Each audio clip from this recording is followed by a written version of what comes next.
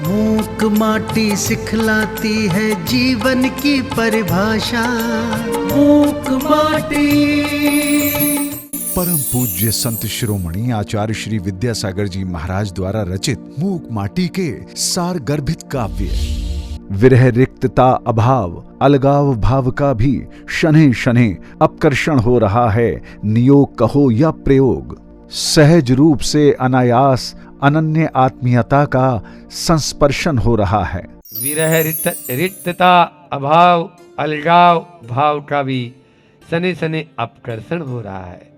देखो, उत्कर्षण हो गया, वर्षण हो गया और अपकर्षण हो गया। तीनों देखो, 3 पैराग्राफ में आचार्य श्री जी का देख लेना। उत्कर्षण क्या हुआ था कि जो भीतर में शल्य आदि थे उन सब छलों का और जो अंदर में गंभीरता थी उसका उत्कर्षण हो गया। और विरह रिक्तता, अब जो है बिछोह सहन नहीं होगा, अब विरह का अंत हो जाएगा, क्योंकि माटी मंगल कलश बनने जा रही है। अभाव अलगाव भाव का भी सने सने अपकर्षण हो रहा है।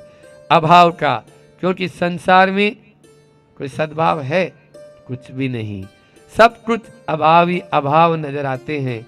यहाँ पर कुछ भी सद्भाव नजर नहीं आते। नियोग कहो या प्रयोग, सहज रूप से अनायास अनन्य आत्मीयता का संस्पर्शन हो रहा है। बहुत सुंदर। एक होता है नियोग और एक होता है प्रयोग। एक में आपको कुछ करना नहीं है, अपना आप ही होता है। आपका ऐसा ही कर्म उदय में आया कि आप उछाला मारा और घर छोड़ने के परिणाम हो गए और निकल चढ़े। दूसरा प्रयोग द्वारा, पुरुषार्थ के द्वारा, वह नहीं, मुझे इस संसार में सुख नहीं है, मुझे निकल जाना चाहिए। सहज रूप से अनायास, सहज रूप से अनायास ही अनन्य आत्मीयता का संस्पर्शन हो रहा है। अनायास सहज रूप में, नेचुरल वह चाहती है, धरा चाहती है इस माटी का भी अब कल्याण होना चाहिए।